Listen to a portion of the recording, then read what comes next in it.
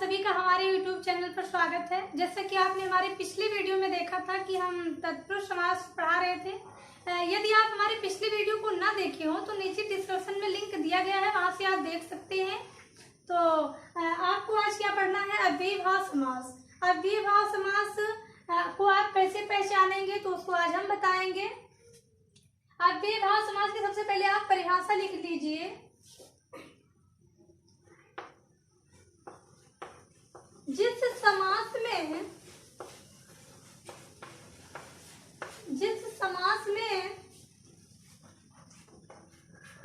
पहला पद अव्यय, जिस समास में पहला पद अव्यय और दूसरा पद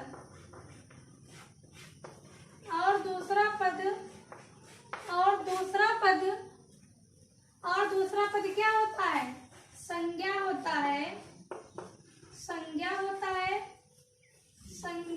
है? संज्ञा होता है। उसे हम क्या कहते हैं? अव्ययीभाव समास। उसे अव्ययीभाव समास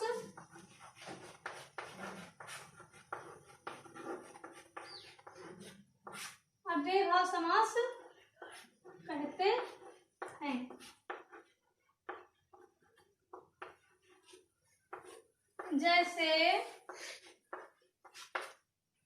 जैसे कह दिया जाए कि यथाशक्ति। क्या कह दिया जाए?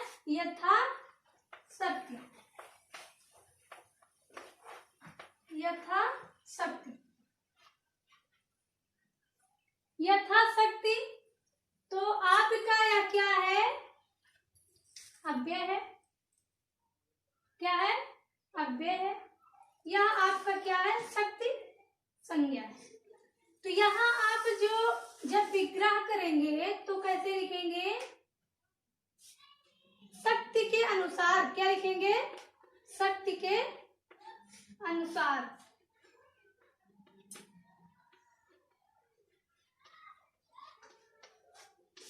शक्ति के अनुसार, यानी कि आपको यहाँ क्या मिला है? अव्यय मिला है। तो अव्यय को आप पहचान रहे हैं, तो यहाँ पे इसीलिए क्या है? अव्ययीभाव समास। शक्ति के अनुसार, यहाँ क्या लिखेंगे? शक्ति के अनुसार। फिर आगे देखिए, इसको आप लिख लिए हो तो इसको मिटा दे। हो गया? बहुत अच्छा।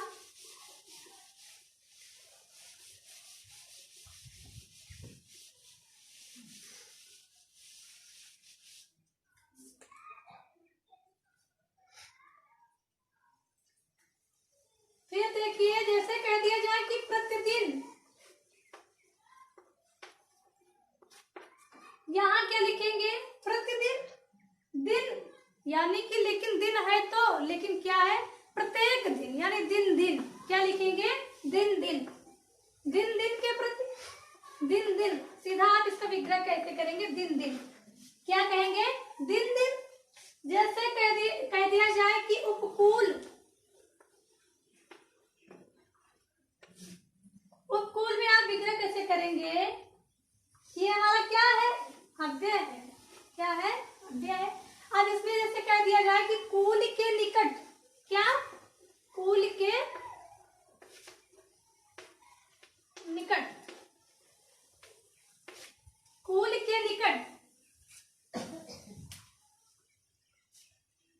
आगे देखिए, ऐसे कह दिया जाए कि आजन्म।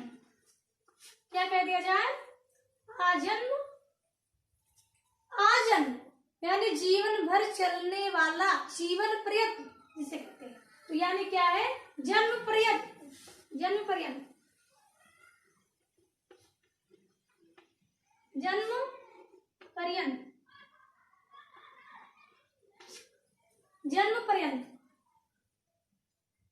अब जैसे कह दिया जाए कि यथारुचि।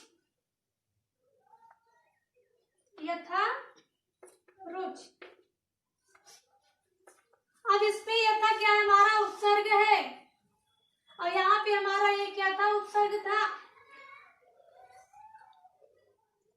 ठीक है। अब यहाँ क्या है? रुचि के अनुसार, रुचि के अनुसार, रुचि के अनुसार।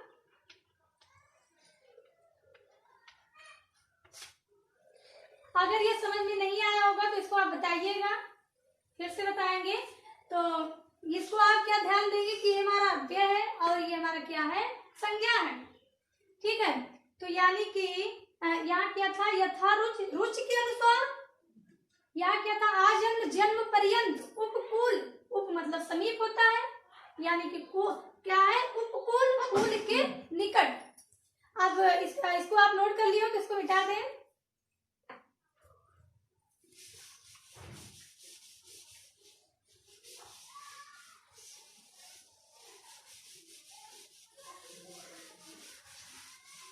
अब इसको आप ट्रिक जो बताए हैं द्वंद्व में और छिपे, इसको आप जो है क्या कर लेंगे, याद भी कर लेना।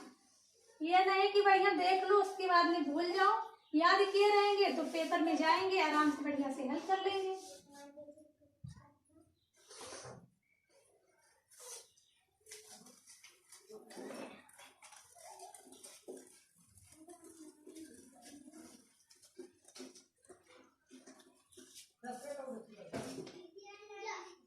कर्मधारय, जैसे कह दिया जाए कि कर्मधारय समास, तो उसमें क्या था।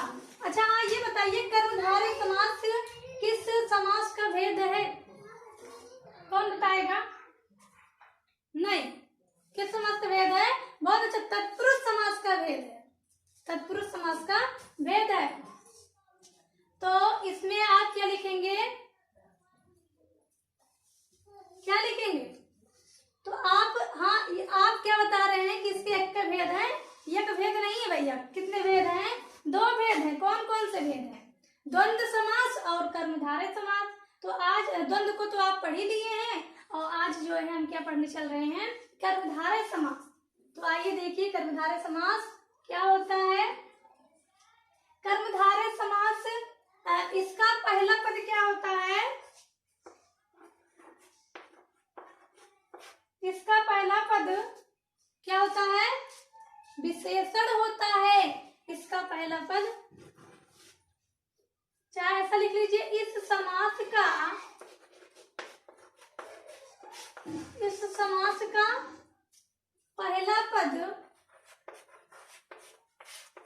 पहला पद विशेषण, इस समास का पहला पद विशेषण और दूसरा पद संज्ञा होता है। संज्ञा को चाहे विशेष को एक ही बात है, विशेष अथवा संज्ञा। और दूसरा पद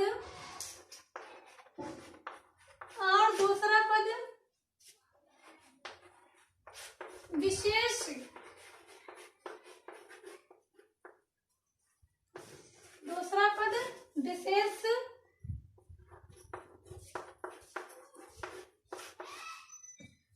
और दूसरा पद विशेष से होता है, और दूसरा पद विशेष से होता है। दूसरा पद क्या होता है, विशेष। जैसे अभी कह दिया जाए, क्या कह दिया जाए, जैसे कह दिया जाए कि नीली गाय, तो भैया नीली गाय में नीली, तो भैया आप लोग ये सोच रहे होंगे कि नीली गाय तो नहीं होती है। चलिए ठीक है, चाहे जो गाय को हो, नीली गाय, नीली गाय, तो ये गाय है, क्या है, गाय है। गाय, गाय का नाम है, नाम को हम क्या कहते हैं, संज्ञा कहते हैं। तो यानी कि गाय तो है, तो इसी को हम क्या कहेंगे, ये नाम है, गाय का नाम है, और इसी को हम क्या कहेंगे, संज्ञा कहेंगे। लेकिन ये क्या है भैया, नीली पीली काली, ये सब हमारा क्या बता रहे हैं, विशेषता बता रहे हैं कि गाय कैसी है, नीली है। कैसी है, नीली है, चाहे काली हो चाहे पीली हो। तो भैया गाय कैसी है, नीली है, और नीली भैया क्या बता रहे हैं, विशेषता बता रहे हैं गाय का। तो यहाँ हमारा क्या हो गया, ये हमारा विशेषण हो गया, और गाय हमारा विशेष अथवा संज्ञा। तो यहाँ पे हम क्या कहेंगे, क्या कहेंगे, नीली है जो गाय,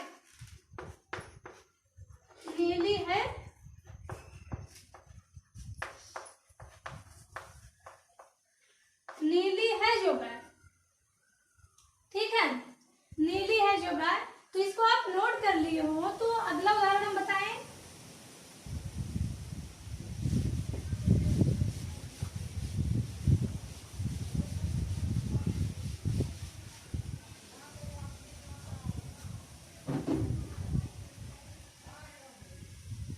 जैसे कह दिया जाए कि नील कमल, तो भैया कमल कैसे है?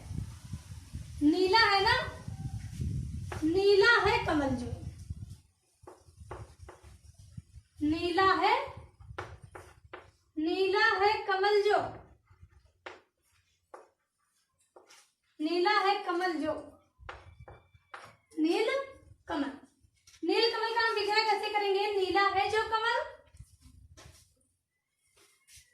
जैसे कह दिया जाए कि महामानव, महामानव, महामानव क्या? महामानव। तो महामानव में आप कैसे करेंगे विग्रह? महान है जो मानो, महान है जो मानो, महान है जो मानो, महान है जो मानो, महान है जो मानो। ठीक है। जैसे अभी कह दिया जाए कि पीतांबर,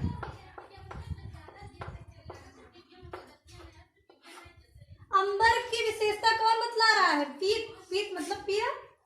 तो यहाँ आप विग्रह कैसे करेंगे? पीला है जो अंबर, पीला है जो अंबर। अंबर मतलब क्या होता है?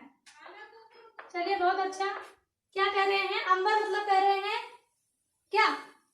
आकाश होता है कि वस्त्र होता है? दोनों होता है, एक नहीं होता है, दोनों होता है। तो यहाँ हम किस चीज से लेंगे? अंबर, आकाश से लेंगे। अगर वस्त्र से लेंगे तो हमारा बहुब्रीहि समास हो जाएगा। तो ठीक है, अब इसके आगे और देखिए।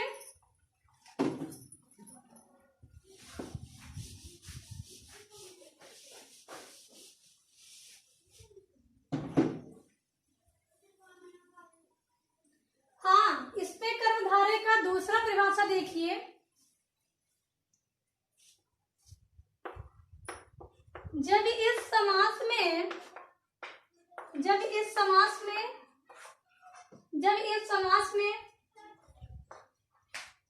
जब इस समास में पहला पद, पहला पद उपमान, पहला पद उपमान और दूसरा पद, और दूसरा पद, और दूसरा पद, और दूसरा पद क्या होता है? उपमीय होता है, उपमीय होता है, उपमीय होता है। तब भी हमारा क्या होता है? तब भी हमारा कर्मधारय समास, तब भी कर्मधारय समास होता है, कर्मधारय समास होता है।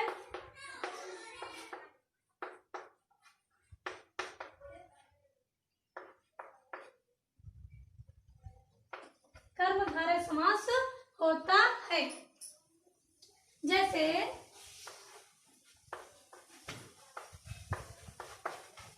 जैसे क्या कह दिया जाए? चरण कमल।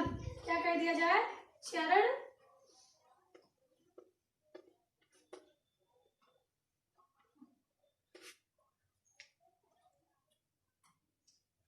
चरण कमल। तो इसको हम पहले मिटा करके यहां से लिखेंगे जो कि पूरा हट जाए। चरण कमल, चरण कमल। तो भैया हमारा कमल क्या है? क्या है? कमल क्या है? कमल क्या है? आप कहेंगे फूल है। क्या कहेंगे? फूल है। तो यहाँ हमारा क्या है? उपमीय है। क्यों? उपमीय है ना, तो हमारा कमल उपमीय है और हमारा यह क्या है? उपमान। तो कमल यानी उपमान किसे कहते हैं? कौन बताएगा? उपमान किसे कहते हैं? जिससे, जिससे उपमा दी जाए। क्यों? जिससे उपमा दी जाए और जिसकी दी जाए वह क्या है? उपमीय है। क्या है? उपमीय है। कमल हमारा क्या है? उपमान है। सही है ना? कमल हमारा क्या है? उपमान है। और चरण हमारा क्या है? उपमीय है। तो यानी कि कमल के समान चरण, कमल के समान। और हाँ, एक चीज आपको और ध्यान देना है कि इसको जो उपमीय और उपमान वाला होता है, इसमें आपको सदृश, सदृश का उच्चारण करना पड़ता है, यानी सादृश्य का प्रयोग करना होता है। तो इसको आप सबसे पहले लिख लीजिए, नहीं तो आप भूल जाएंगे जैसे हम भूल गए। तो इसका क्या है कि इसके विग्रह में क्या करेंगे आप? इसके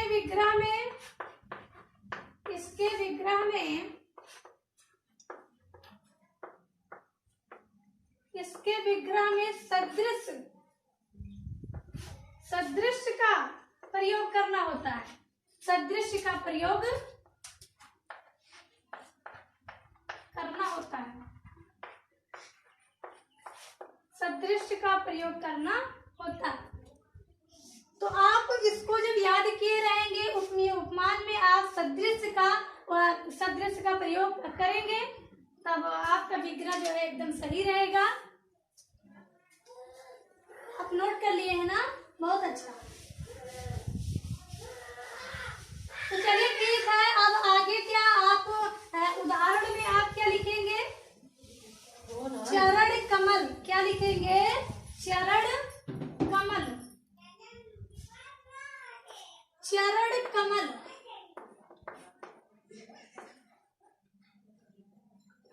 चरण कमल। चरण कमल। तो भैया यहाँ क्या है? कमल के समान, कमल के सदृश, सदृश मतलब समान ही होता है। तो कमल के सदृश क्या है? जिस प्रकार से एक कमल होता है, उसी प्रकार से हमारा क्या है? कमल के सदृश। यहाँ हमारा नहीं, यहाँ क्या है? कमल के सदृश चरण है। तो भैया यहाँ आप क्या लिखेंगे? जो पूछ रहे हैं सीधा सीधा वही बताइए। कमल चरण कमल, तो कमल के समान चरण कि आप बताएंगे चरण के सदृश कमल। तो सबसे पहले आप कमल, क्योंकि कमल एक पुष्प है, तो कमल के समान, कमल तो खूबसूरत होता है ना, तो वहां क्या आप लिखेंगे? कमल के सदृश चरण। कमल के सदृश चरण। तो यहाँ आप फिर क्या लिखेंगे? मृग लोचन। मृग लोचन। तो यहाँ क्या लिखेंगे? मृग के समान, मृग के समान लोचन। मृग के समान, मृग के समान लोचन। मृग के सदृश लोचन। मृग के समान, सदृश सामान एक ही है, तो सामान ही निकल रहा है मुझसे। मृग के सदृश लोचन। फिर आगे क्या लिखेंगे? आगे लिखिए, जैसे कह दिया जाए कि चंद्रमुख। चंद्रमुख, तो चंद्रमा के समान, चंद्रमुख जैसे कह दिया जाए तो क्या लिखेंगे आप? चंद्रमा, चंद्रमा के सदृश, चंद्रमा के सदृश मुख।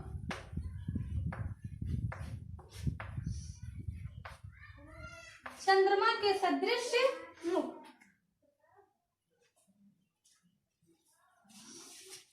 तो देखिए यहाँ हमारा कमल क्या है? उपमान है। क्या है? उपमान है। मृग हमारा क्या है? उपमान है। और ये हमारा क्या है? उपमान है। तो यानी जो जो बचे हैं हमारे क्या हो गए हैं? उपमीय है। तो कमल हमारा उपमान क्यों है?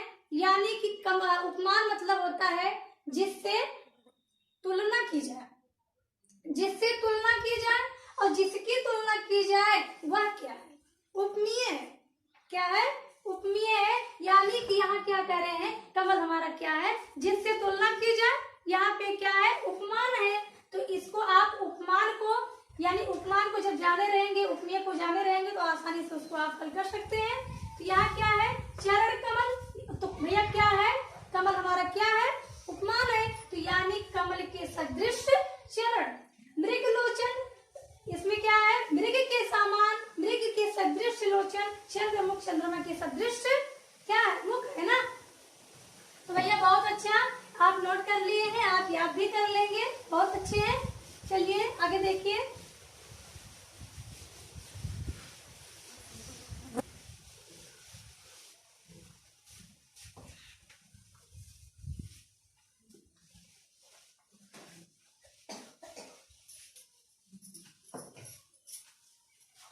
अगला हमारा समास, अगला समास क्या है,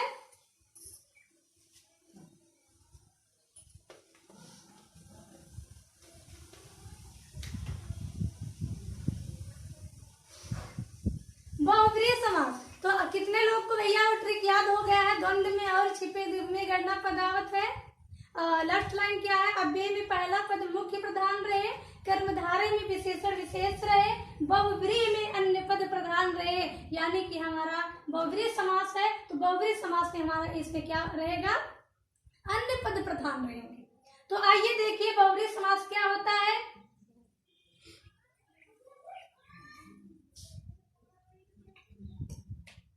इस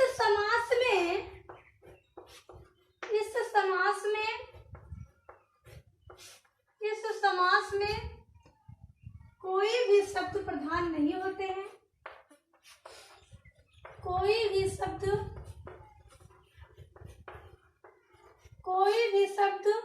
प्रधान नहीं होते हैं। क्या नहीं होते हैं, कोई भी शब्द प्रधान नहीं होते हैं।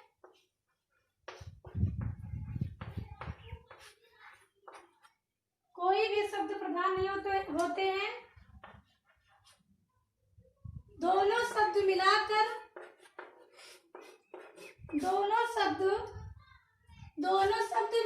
क्या होता है, दोनों शब्द मिलाकर एक नया अर्थ प्रकट होता है, एक नया अर्थ प्रकट होता है।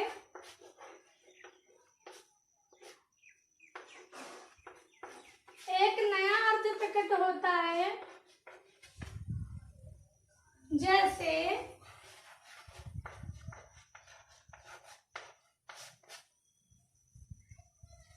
क्या कह दिया जाए, जैसे पीतांबर,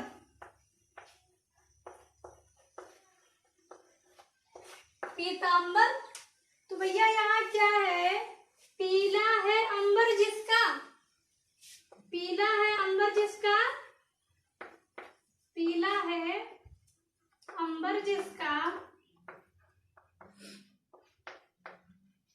पीला है अंबर जिसका, अर्थात कह रहे हैं श्री कृष्ण, अरे भगवान श्री कृष्ण, अर्थात भगवान श्री कृष्ण, अर्थात भगवान श्री कृष्ण, भगवान श्री कृष्ण, अर्थात भगवान श्री कृष्ण। अब इसके आगे देखिए, इसको आप नोट कर लिए हो तो इसको मिटा दें। आगे देखिए,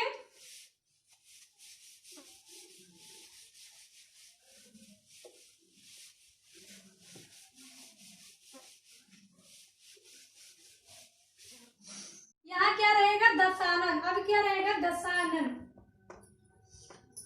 दशानन। तो भैया दशानन, दस आनन किसके हैं, हमारे तुम्हारे तो है नहीं, कौन थे, रावण थे। 10 है आनंद जिसके, 10 है आनंद जिसके, 10 है आनंद जिसके, अर्थात रावण, अर्थात रावण कौन थे, रावण थे ना, कि कोई और था।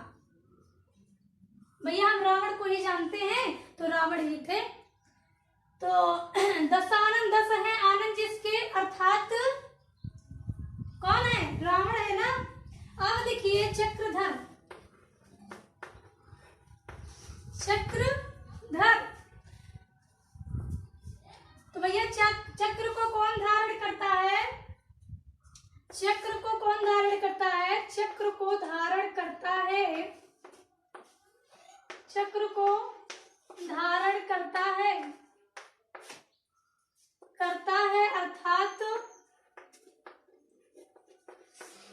अर्थात कौन?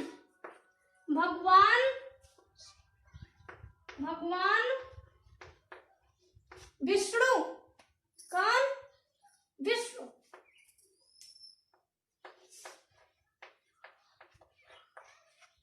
भगवान विष्णु। फिर जैसे कह दिया जाए, इसको तो आप नोट कर लिए होंगे, इसको हम मिटा दें, फिर से लिखें आगे ऊपर से।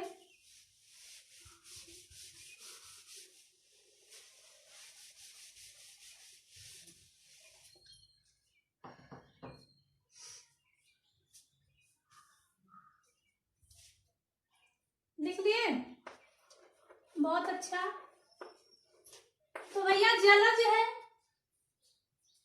जलज में क्या होता है? ये भैया क्या है? हमारा जल है। और जा मतलब क्या होता है? कितने लोग को नहीं पता है? तो भैया इतने लोग को नहीं पता है, ठीक है, कुछ लोग को पता है। तो जलज, जल में उत्पन्न, यानी उत्पन्न, सॉरी, जा मतलब होता है उत्पन्न, यानी जल में जो उत्पन्न होता हो उसे हम क्या कहते हैं? क्या कहते हैं? कमल ना। तो भैया जल में उत्पन्न होता है, जल में उत्पन्न होता है, अर्थात कमल। क्या उत्पन्न होता है? कमल। अब इसके आगे और शब्द लिखिए। जैसे कह दिया जाए कि एक दंत, एक दंत, एक है दांत जिसके, एक है दांत जिसके, एक है दांत जिसके, अर्थात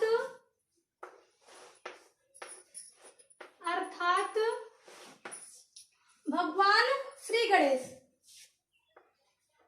भगवान श्री गणेश।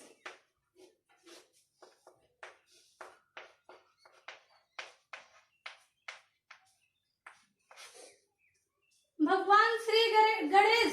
अब इसके आगे ये आप लिख लिए हो तो इसको मिटा दें और आगे लिखिए। तो इसको समझ में आ रहा है कि नहीं? भैया समझ में ना आए तो पूछ लेना।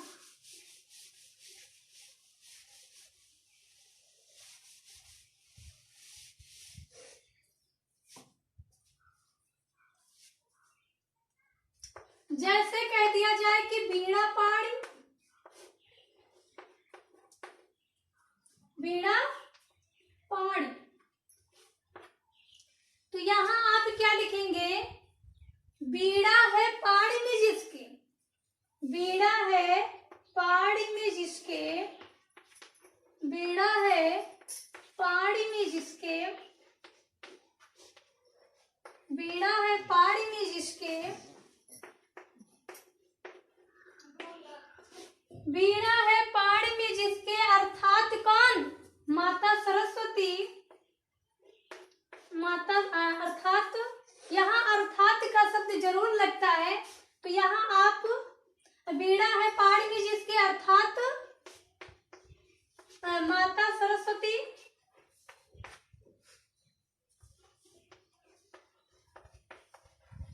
माता सरस्वती। ठीक है। अब आप लिखेंगे, जैसे कह दिया जाए कि सपरिवार, सपरिवार में भी क्या है हमारा? कौन सा समास है? बहुव्रीहि समास। सपरिवार, परिवार के साथ है जो, परिवार के साथ है जो, परिवार के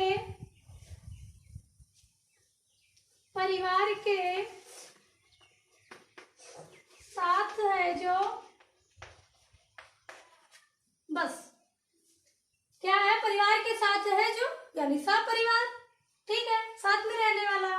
और फिर जैसे कह दिया जाए कि गाला गाली, भैया गाला गाली उपाय क्या होगा, बहुव्रीहि समास, ठीक है, गाला गाली।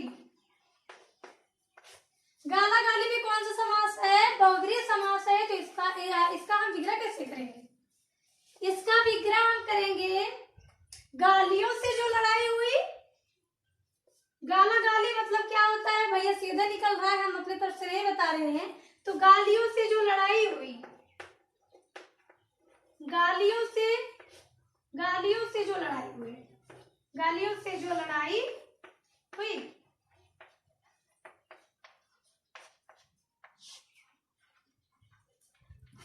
गालियों से जो लड़ाई हुई, तो इसके आगे और देख लीजिए,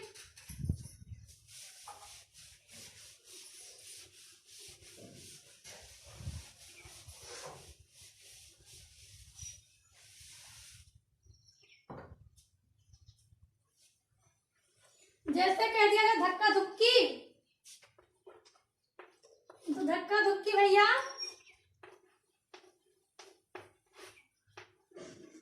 धक्का धुक्की, धक्कों से जो लड़ाई हुई, धक्कों से जो लड़ाई हुई,